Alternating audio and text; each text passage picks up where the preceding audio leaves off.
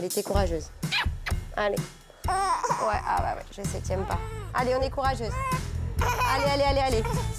Voilà, bravo. Un nez bouché et c'est presque une journée gâchée. Pour la petite Marie, pour son frère.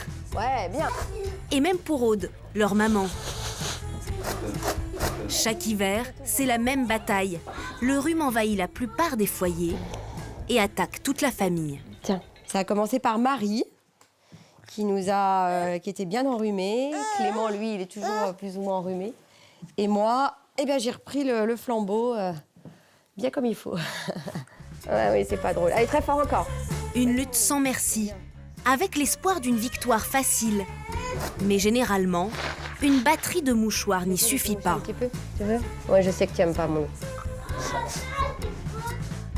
Alors quand les troupes sont à bout de force... Les enfants, je vais à la pharmacie, vous restez avec papa, d'accord? Il faut sortir l'artillerie lourde. Bonjour. À ce stade-là, le meilleur allié semble être la pharmacienne. Vous prenez une gélule 3 à 4 fois par jour. S'il vous plaît, 5,50 €. Au revoir, merci. Pressée de terrasser l'ennemi, Aude avale illico ses gélules et leurs promesses. C'est plutôt censé agir sur le symptôme de l'écoulement nasal, enfin du nez qui coule, quoi. En tout cas, c'est pour ça que je l'ai acheté.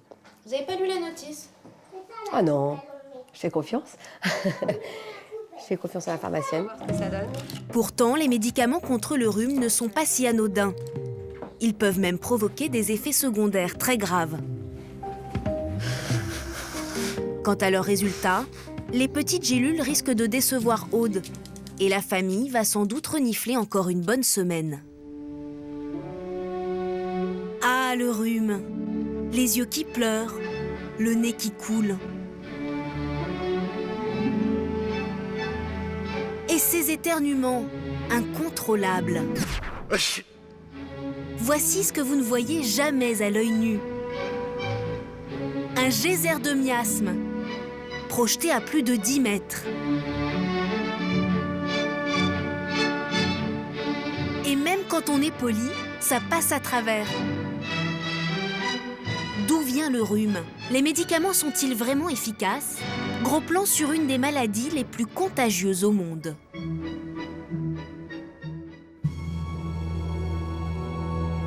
Pour comprendre ce qu'est un rhume, il faut s'en approcher et l'observer de près.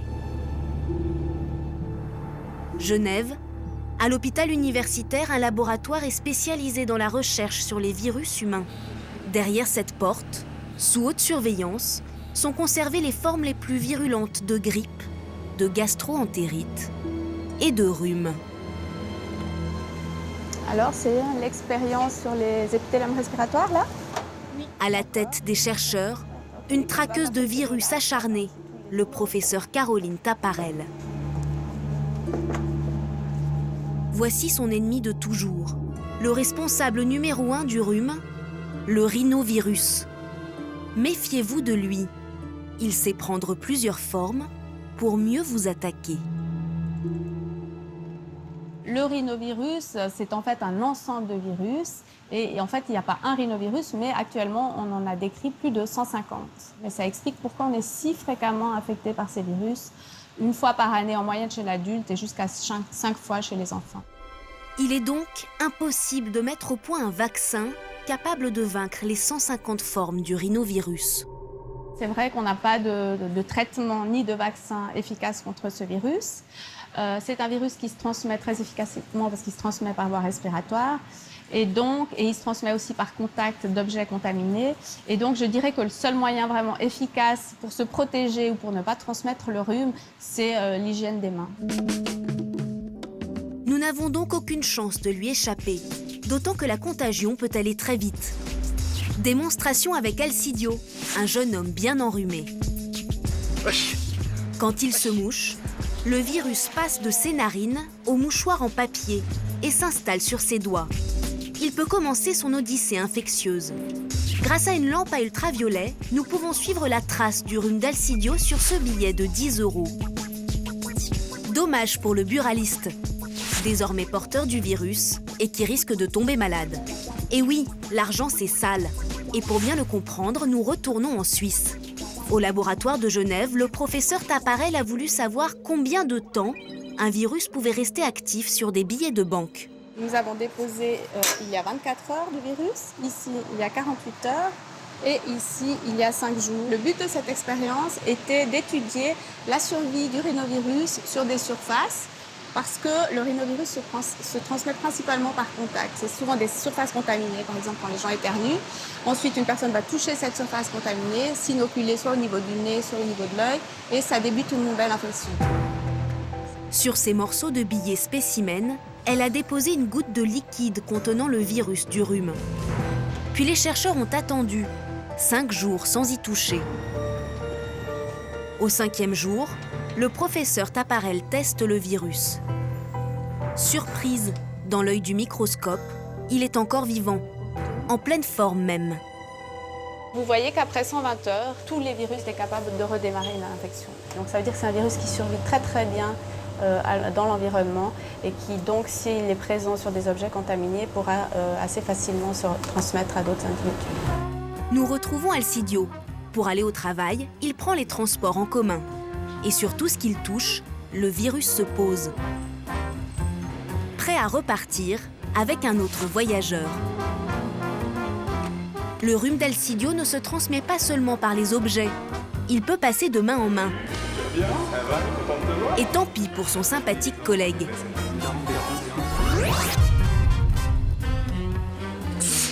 Ou pour tous les employés qui vont prendre le même ascenseur et s'exposer au virus. Le rhume poursuit sa route. Grâce à un simple coup de fil, Alcidio passe ses miasmes à son associé, qui n'en demandait pas tant. Bref, en moins d'1 heure, il aura contaminé au moins 5 personnes. C'est comme ça que le virus se propage, par épidémie. Pour le combattre, il existe une 30aine de produits anti-rhume en pharmacie, en vente libre et sous des formes très variées. Formule gélule pour le jour et gélule pour la nuit, formule nez qui coule, formule nez bouché, sachet en poudre, spray nasal. En 2014, pas moins de 7 nouveaux médicaments ont été mis sur le marché. Blandine Giraud voit défiler beaucoup de nez qui coulent en ce moment.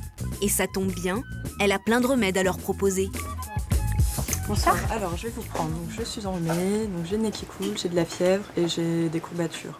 D'accord. Alors, je vais vous donner une formule en fait qui va faire jour et nuit, qui va permettre d'agir sur le nez qui coule et le nez bouché. D'accord. Et puis en plus, vous allez prendre quelque chose comme de l'ibuprofène pour agir sur la fièvre également. Oui. Après, ce que vous pourriez faire aussi, c'est prendre de l'oscillo. Une dose matin, une dose soir, ça va renforcer les défenses immunitaires, faire passer l'épisode grippal plus vite. Ok. Et je vais vous prendre aussi le spray. Là, Un spray pour nettoyer, oui, c'est une bonne idée ça. Cette jeune cliente a le droit à la totale. Alors, ça fait 30,80 € s'il vous plaît. 4 produits pour plus de 30 €, non remboursables. Tous ces médicaments sont vendus sans ordonnance. Merci beaucoup, bonne soirée, bon courage. Au revoir. En hiver, le marché du rhume affiche une santé de fer. Chez ce grossiste en médicaments, 1200 pharmacies passent commande chaque jour. Jérôme Fardel est pharmacien. En pleine vague de froid, les médicaments contre le rhume se vendent comme des petits pains. Le rhume, la période, c'est de octobre à mi-mars. Mais actuellement, on a un pic d'activité en février, puisqu'il y a beaucoup de rhume en ce moment auprès des officines. Donc, on a beaucoup de demandes sur ces produits-là. Chaque année, plus de 50 millions de boîtes de médicaments anti-rhume sont vendues en France. Certains produits rencontrent plus de succès que d'autres. Chez ce fournisseur, la star de la saison, ce sont les sachets de granulés. Pour leurs clients et pour soulager les clients des pharmacies, ils nous commandent beaucoup de ce genre de produits qui sont très très pratiques dans la lutte contre le rhume et des effets néfastes du rhume qui sont gênants en fait. Pour les pharmaciens, ce marché se révèle lucratif. Contrairement aux médicaments remboursables dont le prix est fixé par l'État, les produits sans ordonnance peuvent être vendus à n'importe quel tarif. Prenez ça pourquoi? Pour la fièvre? Non, le rhume. Le rhume? C'est le pharmacien qui décide du prix. Et Blandine le reconnaît, ces médicaments lui permettent de faire du bénéfice.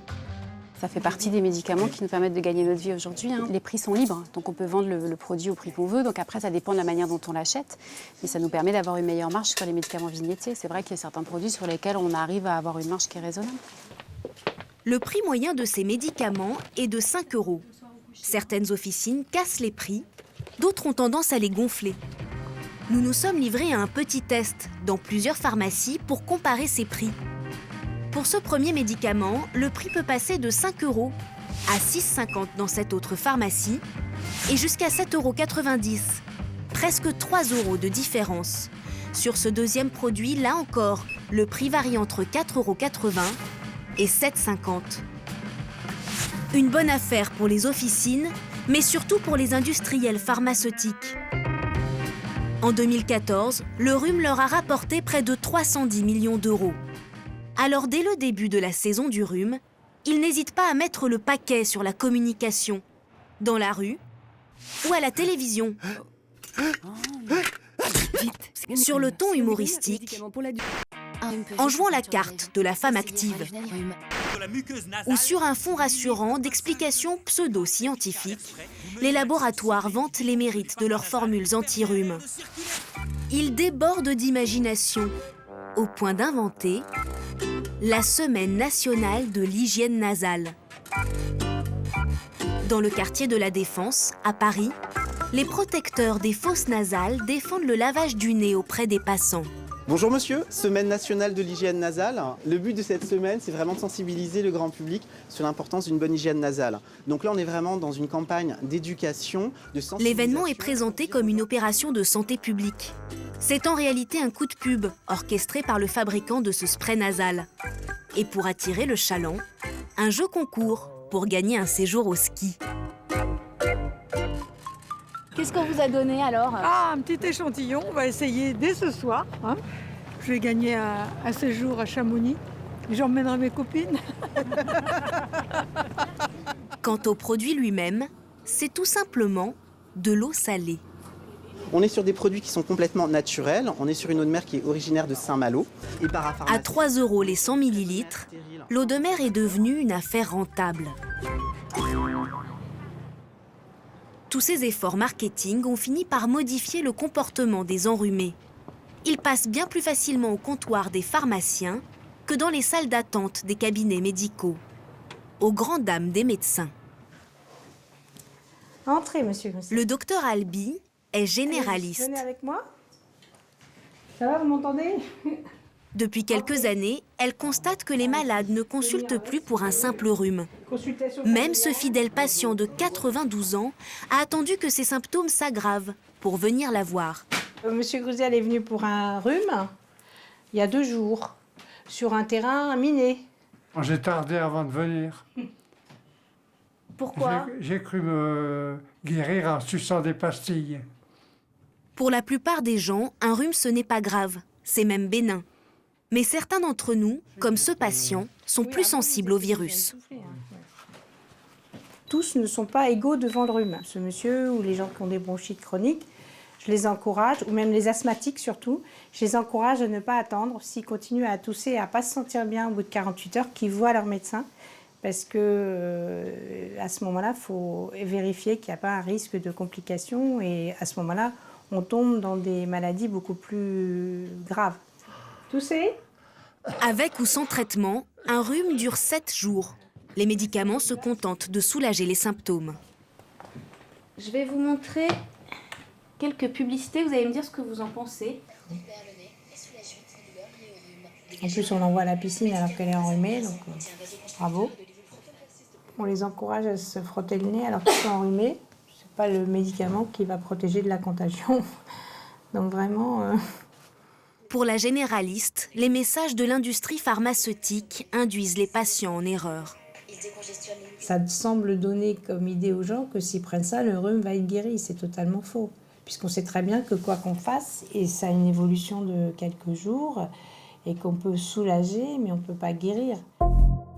Si ces médicaments ne font pas guérir plus vite, sont-ils au moins efficaces pour traiter les symptômes? De nombreuses études remettent aujourd'hui en cause leur action. La dernière en date a été menée par la revue médicale Prescrire. Nous leur avons apporté ces fameux produits. Bonjour. Des médicaments pour le rhume? Ouais. Va falloir faire du tri.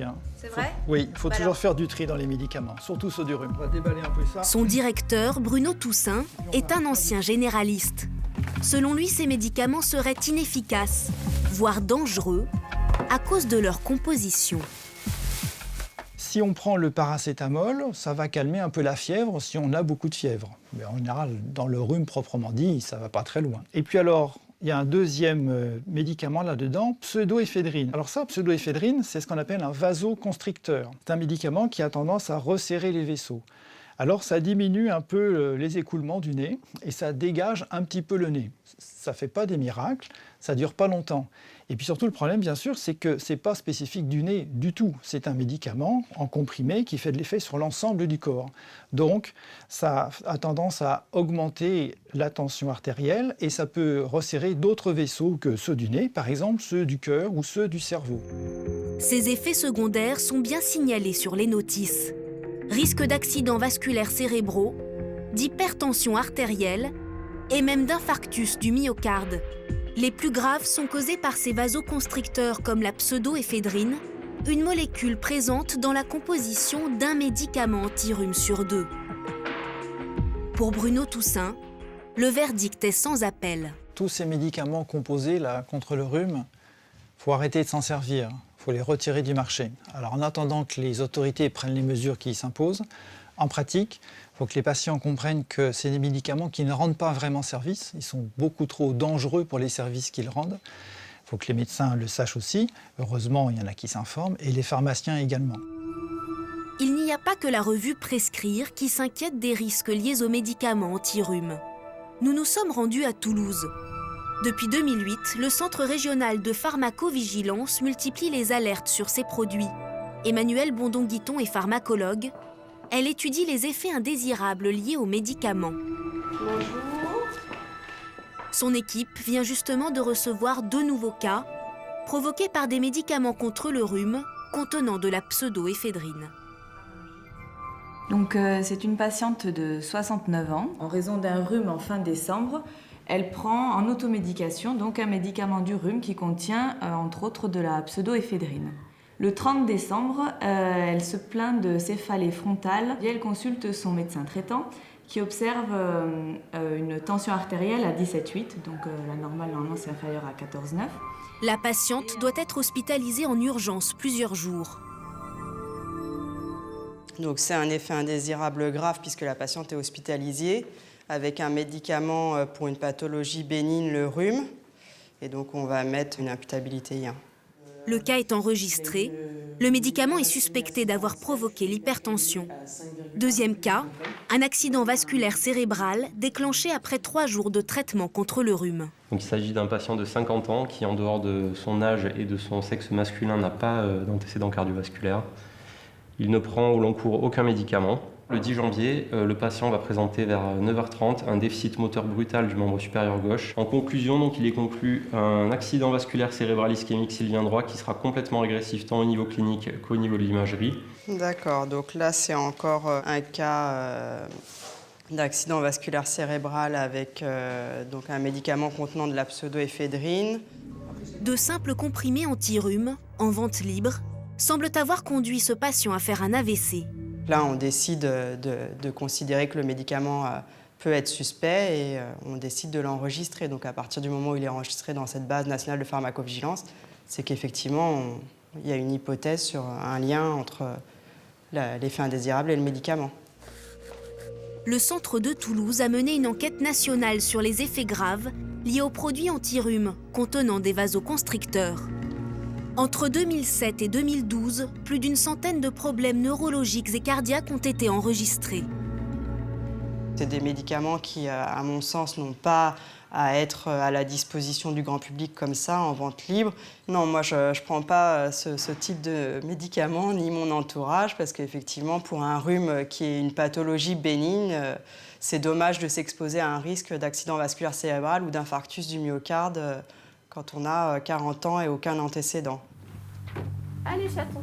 Risquer sa vie à cause d'un simple rhume, difficile d'y croire. Fais attention à ton frère, mon cœur. C'est pourtant ce qu'a vécu Stéphane l'an dernier. À 33 ans, ce jeune père de famille, en pleine forme, a eu la peur de sa vie. En janvier 2014, il est enrhumé. Il prend d'abord un spray nasal. Le rhume persiste, alors il ajoute un deuxième médicament, une formule jour-nuit. Et les ennuis commencent. Ça a commencé par une grosse douleur à la poitrine. Et puis bon, donc du coup, bon, la première fois, je me suis pas trop tracassé. Je me suis dit, bon, ça va passer. Et puis j'ai eu une deuxième alerte le lendemain. Une douleur qui n'était pas supportable, j'arrivais plus à parler. Je commençais à avoir le bras engourdi. Donc là, je me suis dit, quand même, il doit y avoir un souci quand même. Ouais, tout le monde a eu peur, quoi. Tout le monde a eu vraiment peur. Stéphane est au bord de l'infarctus. Il est conduit aux urgences. À quelques minutes près, son cœur s'arrêtait. Selon le Centre de pharmacovigilance de Toulouse, l'association des deux médicaments avec vasoconstricteur a failli lui être fatale. Moi, je pensais que ça avait pas de...